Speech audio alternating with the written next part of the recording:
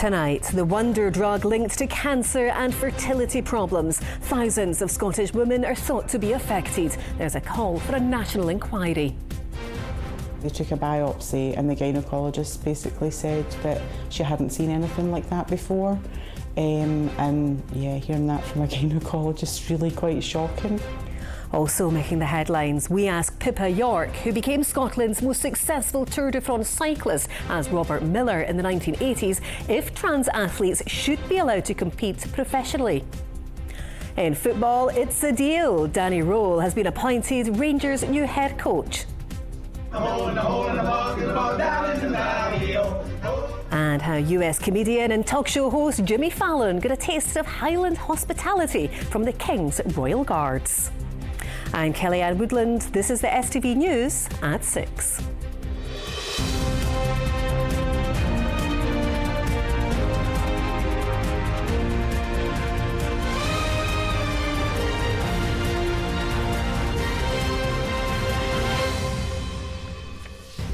Good evening. Women diagnosed with a rare and aggressive type of cancer after being exposed to a pregnancy drug which has since been banned are calling for a national inquiry into the scandal. Diethylstilbetol, or DES, was hailed as a wonder drug, but in recent years it's been linked to a range of fertility problems and rare cancers that have been passed down to their children and even grandchildren. Thousands of women in Scotland are thought to be affected. They're now calling for enhanced cancer screenings and, crucially, for answers. Here's our political reporter, Laura Alderman. For all of her adult life, Kimberly has suffered from hormonal problems. But after developing a growth in her pelvic area, she knew something wasn't right. They took a biopsy and the gynaecologist basically said that she hadn't seen anything like that before. And yeah, hearing that from a gynaecologist is really quite shocking. She suspected that it was cancer at that point in time. The mum of 3, who now lives in Balquhidder, was later diagnosed with clear cell adenocarcinoma, a rare and aggressive type of cancer. My oncologist basically said that, your cancer is caused by one of 2 ways, either the human papillomavirus or a drug that your mother would have been given. But he said that I don't have to worry about that one. Having had vaccinations for HPV, everything then pointed towards a now banned drug Kimberly says her grandmother took while pregnant with her mum, diethylstilbetol, or DES.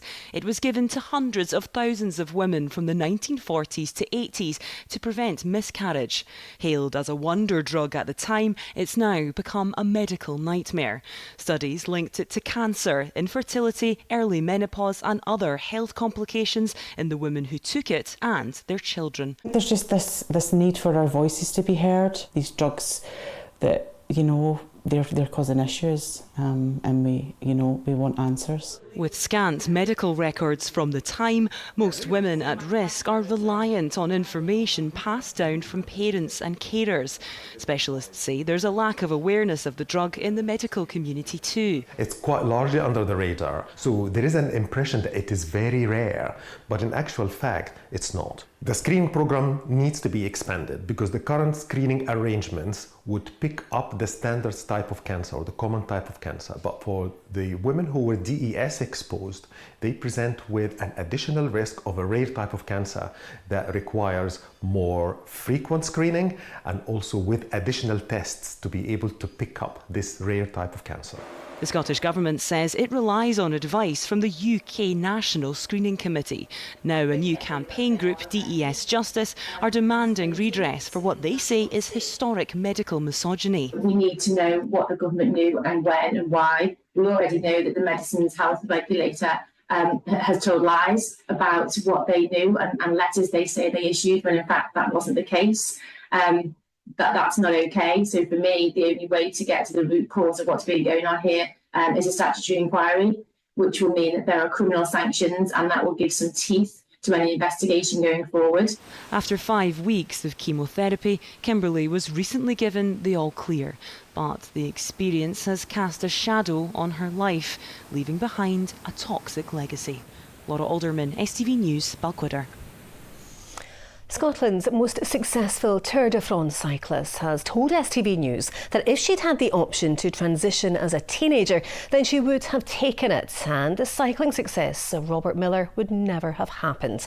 Now, after living as Pippa York for 25 years, the former champion says trans athletes should be allowed to compete professionally. I met her earlier today. You were Robert Miller and you won that famous polka dot jersey back in 1984, triumphant moments, but you've spoken many times about feeling uncomfortable in your skin from the age of round about 5. Mm-hmm. Can you talk us through what it was like competing when you felt like that? Well, there would be some days where it would be difficult, where I'd have a lot of dysphoria, but mostly because you're in that kind of competition world, you can bury it, and you have to remove all kind of emotions from your life. So I tended to be quite insular, just to deal with things like that. So I put on my kind of competition face and turn into this thing, this beast.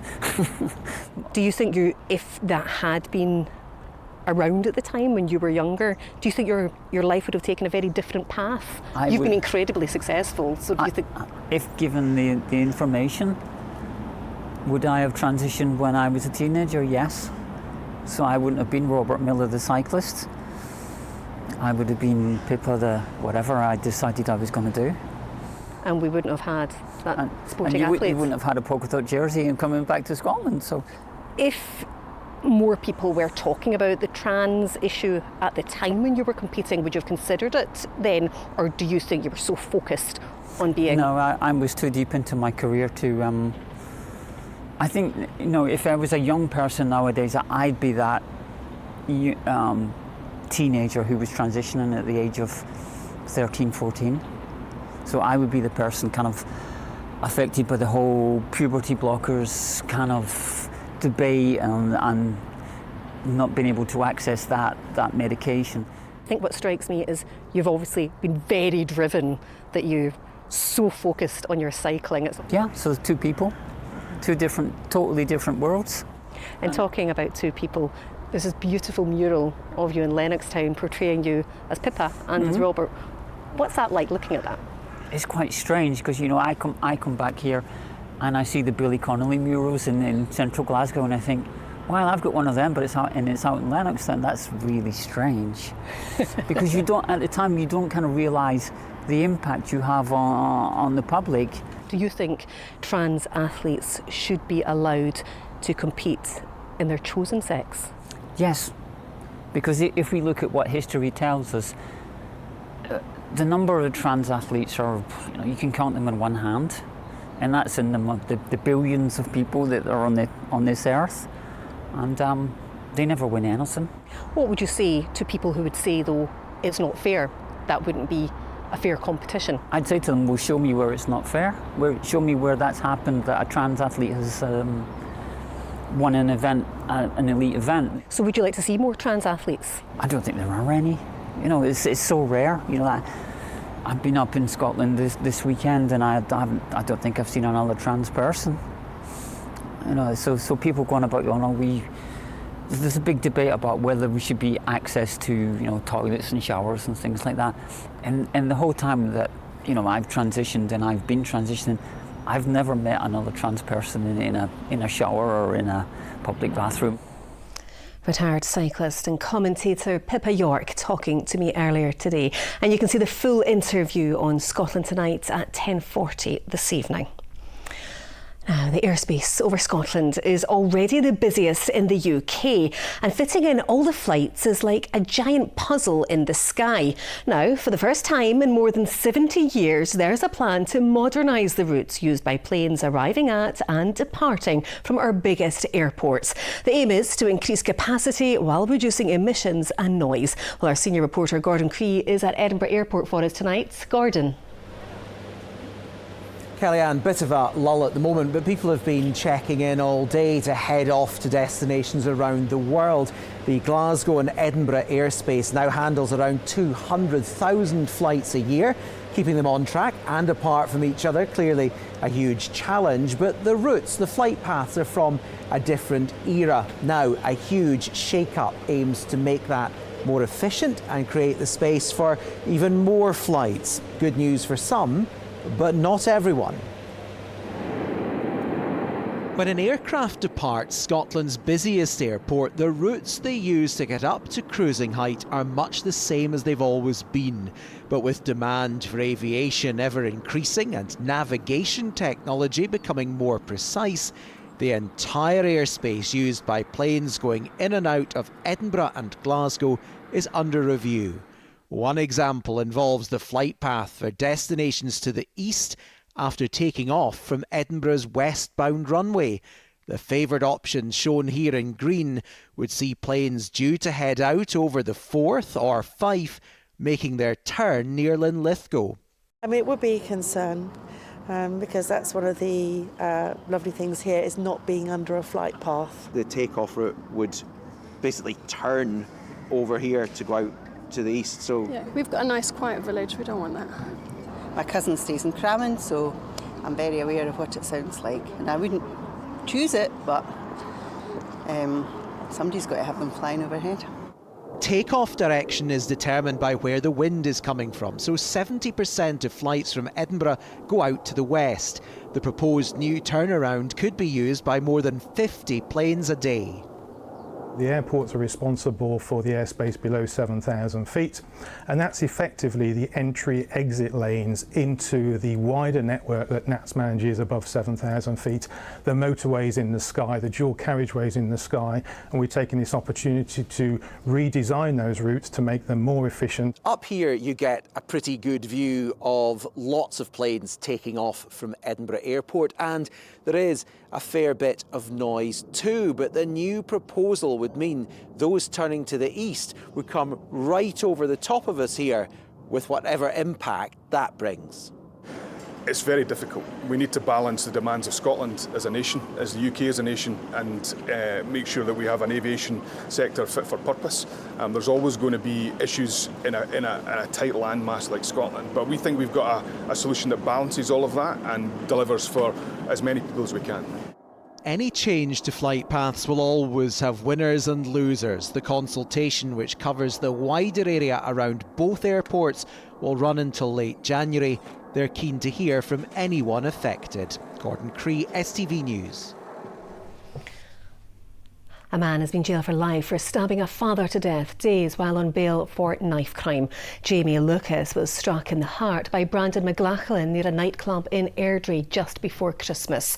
The 22-year-old was jailed for a minimum of 18 and a half years at the High Court in Glasgow, having pled guilty to murder. The organisers of next year's Commonwealth Games say they've been overwhelmed with the amount of gratitude they've received.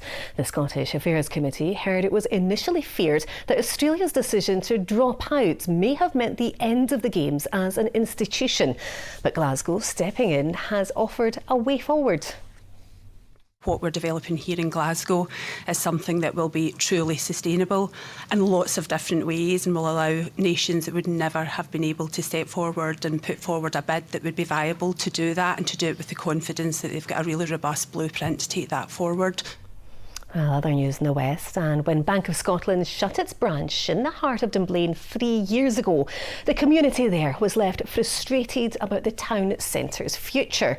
But now the listed building is getting a new lease of life after a group of volunteers purchased the site with great ambitious plans for an arts, entertainment and tourism venue. Well, our reporter Tara Fitzpatrick went along and met the team behind it. Built in 1835, the bank building in Dunblane was a key feature of the town centre until it was boarded up in 2022. But this landmark is now entirely in the hands of the community, with its restoration already underway. Any bands, musicians would probably be in this space with the seating kind of running back through the room like that. Well, 2022 was when the bank closed, which at the time felt like quite a kind of low point around the use of the building, because people kind of used it as part of the social fabric of the town. The original vision was really to do a number of things. One, which was, how can we drive some economic development from the high street, bring more footfall, more traffic, more visitors through the town, and then actually join up with the historic heart of Dunblane as well. Plans for the site include a cinema and live entertainment venue, a wine bar and hospitality lounge hosting local chefs. It's going to be a fantastic space, for the community and for artists and things to come here as well. So for the community to come together in that open area that we don't currently have on the high street. We see this as absolutely pivotal to promoting Dunblane. It's right in the centre, next to all the cultural features of the town, but also links to the railway station and also the high street. So we've used the ideas of people, of the local community, and also our membership, which now numbers around 1,400. The bank will support the town's wider cultural heritage. Just next door lies the Leighton Library, the oldest purpose-built library in Scotland. Now we've got the old Union Bank of Scotland being restored next door as well into a community hub and a visitors centre. You can see the difference as we stand here and look out onto the streets, see if anyone's coming in to visit us. We're getting increasing numbers of overseas visitors and also locals, so there's a buzz about the town, you can feel it. The extended hours is what I'm excited about, just to know that there's other people open on a Sunday and other people open later during the evenings. The team, who are now a charity, are crowdfunding after receiving over £400,000 from the UK government towards the initial building costs. Securing the funds will be key to this project's next stages, but the team are determined that this landmark's future will now be secured for generations to come. Tara Fitzpatrick, STV News, Dunblane.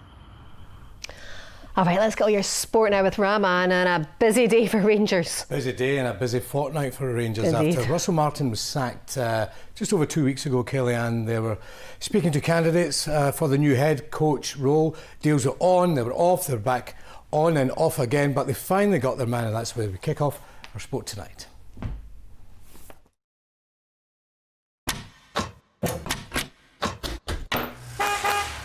Your window to sport. C.R. Smith sponsors STV Sport. Good evening. Danny Roll has vowed to improve Rangers' results immediately after being confirmed as their new head coach, signing a contract until the summer of 2028. The German succeeds Russell Martin, who was sacked earlier this month. Live now to Jamie Wathick, who's at Ibrox. And Jamie, the search for a new head coach has been a bit of a saga at Ibrox, hasn't it? It sure has, Rahman. Danny Roll arrived in Glasgow at lunchtime today and has put the finishing touches on his move to become the new head coach of Rangers Football Club. He's a 36-year-old German who was previously in charge of Sheffield Wednesday, guiding them to a 12th place finish in the English Championship under trying circumstances. Roll cut his teeth in coaching at RB Leipzig and Bayern Munich and was assistant manager of the German national team before moving into management in his own right. Tonight, Roll said that the fans want to see results now. I think in exactly the same way.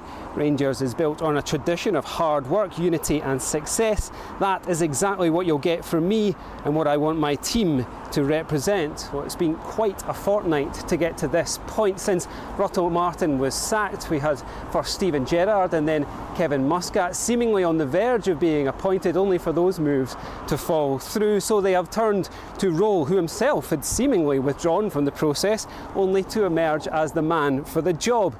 The deal is done, but it's left many fans feeling angry about the process. The recruitment process has been nothing short of disastrous. I don't know what Rangers are going to say when they announce Danny Roll, but it's quite obvious that they wanted Steven Gerrard at the beginning. Danny Roll is nothing like Steven Gerrard as a leader, nothing like him as a coach. I don't think that he is someone who's going to unite the fans behind him in terms of we all agree he's the right man, the way that Steven Gerrard would have done. And I do think that he really needs to hit the ground running to be able to take some of the pressure off him. And Jamie, what sort of job is Danny Roll walking into? A huge task lies ahead to try and turn Rangers' fortunes around, Rahman. At the weekend, the club dropped more points in the Premiership after drawing 2-2 with Dundee United. Rangers are now 13 points behind league leaders Hearts and 8 behind Celtic. And it's led to many fans that are already writing this season off. But Danny Roll, he thinks otherwise. He says it's all to play for in all competitions. Rangers are away to Brann in the Europa League on Thursday night, and there's that League Cup semi-final against Celtic looming on the horizon. So Roll really has his work cut out. The appointment of Russell Martin in the summer was a disaster for this new regime here at Ibrox. They desperately need this move to pay off. They certainly do, Jamie. At Ibrox, thanks very much for that. Callum McGregor says this is a massive week for Celtic, adding their next 2 games are must-wins. The champions are now 5 points behind Hearts after their defeat to Dundee yesterday. Derek McInnes' side continued their impressive form with a 3-0 victory over Kilmarnock. The Premiership's top 2 teams go head-to-head at Tynecastle this weekend.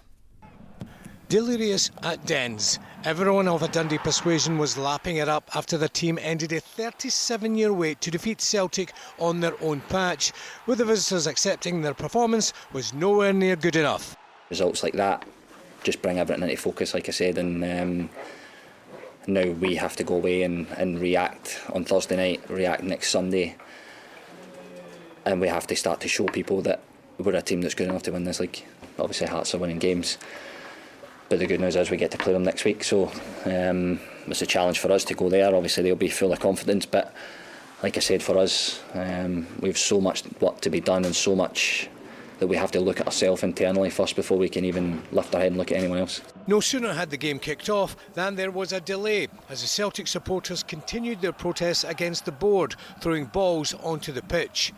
Inside 20 minutes, Dundee were 1 up, Clark Robertson guiding his header into the back of the net.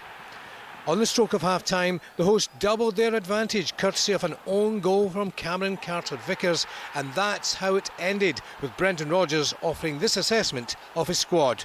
We lost a lot of firepower, a lot of goals out in the team, and there's no way you'll go into a race and be given the keys to a Honda Civic, and as you take off, say, I want you to drive it like a Ferrari. It's not going to happen. So until something changes, I have to find the solutions. No such issues for Hearts boss Derek McInnes as his team goes from strength to strength. The Gorgie side defeated Kilmarnock 3-0 at Rugby Park on Saturday. Craig Halkett gave them a first-half lead before a double from Claudio Braga ensured it was another 3 points for Hearts. There's a lot of people out there, I feel, who would love to see us fail. Every club now would want to be the ones that beat us, and right across the country there'll be loads of people who want us to see us lose games and put ourselves back in their box. And this is how the Premiership table looks after the weekend's games. At the top, Hearts have now stretched their lead over Celtic to 5 points, ahead of the showdown between the two sides on Sunday. To rugby, and Xander Ferguson and Rory Darge are unlikely to be available for Scotland's autumn test series as they are not yet fit to return for Glasgow Warriors. The Warriors secured a bonus point win at the weekend after defeating Ospreys 42-17. They faced the Bulls at Scotstoun on Friday as Ferguson and Darge continue to work back to fitness. This weekend will come too soon for both of them. Neither of them are up for selection this week. Xander, I saw, was on the pitch earlier with his boots on, which is always a good sign, but for both those guys, they're not back in rugby. You can probably look into that like what you will in terms of timelines. It'd be unlikely they'll be available for that first Scotland game against USA.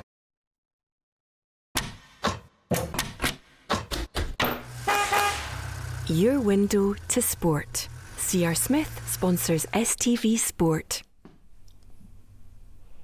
Squeezing some Snooker news before I go, Kellyanne. John Higgins is through to the second round of the Northern Ireland Open, winning his opening match by 4 frames to 0. Fellow Scot Steve Maguire is in action tomorrow morning. Love my snooker, Kellyanne. Hope it's playing it. Like to watch it. We'll find out tomorrow. All right, thanks a lot, Rahman.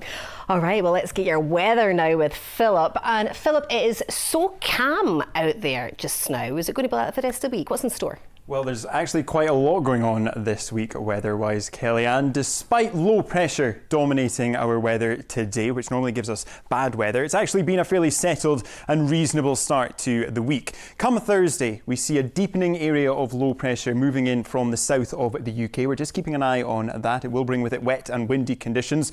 We're still unsure of its track, but once it pulls away, we see a plunge of colder air moving in from the north, so it will be turning colder this Friday and the weekend. Let's take a look at what's in store. breezy morning will be followed up with a flurry of fresh delights for lunch. TUI sponsors STV Weather. Well, there is very little change to our weather as we head through the rest of this evening and overnight. To begin with, it's remaining mostly dry. We will see some clear skies around. That will lead to some mist and fog patches forming. Through the early hours of tomorrow morning, though, the cloud does start to thicken from the west. We will see some showdy outbreaks of rain just starting to creep in. So temperatures here, where we've got the cloud and the showers, dropping to lows of around 10 or 11 degrees Celsius. Under any clear skies, though, getting down to the mid to low single figures. For Tuesday morning, the cloud and the rain will continue to spread eastwards throughout the morning. So a murky and damp end to the morning for many of us as those showers become fairly widespread. Throughout the afternoon, there will be some drier interludes between the showers, but overall we'll hold on to the cloud. So it does mean it will be feeling a little bit chilly out and about, highs of 12 or 13 degrees Celsius, down a degree or two compared to today's temperatures. Looking ahead to Wednesday, we're in between two low pressure systems. This one to the north is what's dominated our weather today and will dominate throughout tomorrow. We've got another deep area of low pressure just creeping in across the south of the UK. So because we're just slap bang in the middle, it does mean overall we'll see some fairly settled conditions. Dry and bright spells throughout the afternoon. One or two showers later on, nothing too bad, but we're in a colder air mass, so we'll be feeling a lot chillier, highs of around 13. Bye-bye. TUI sponsors STV Weather.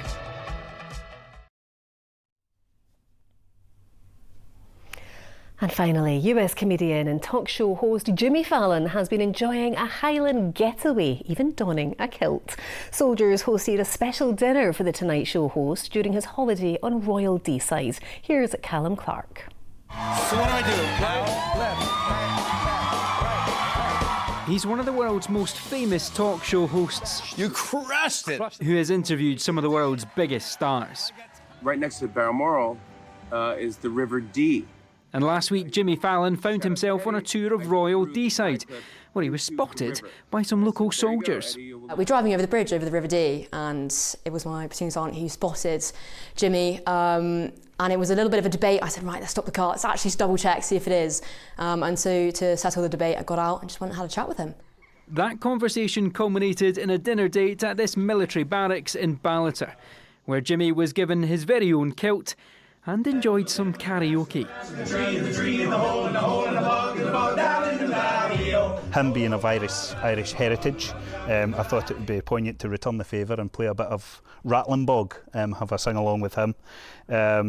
To my delight, he didn't know many of the words, so we kept him bimbling along through it, which was great to see, and you can see that we had a fair bit of fun during that evening. And they gave me this beautiful hat. This is a Glengarry. I was so thankful and touched. Jimmy Fallon has documented his Scottish travels on his TikTok. The Royal Regiment of Scotland says he's welcome back for another slice of Scottish culture. Callum Clark, STV News. A good time had. Well, that's all we have time for this evening, but we're back again tomorrow. From all of us here in the team, enjoy the rest of your evening. Bye-bye.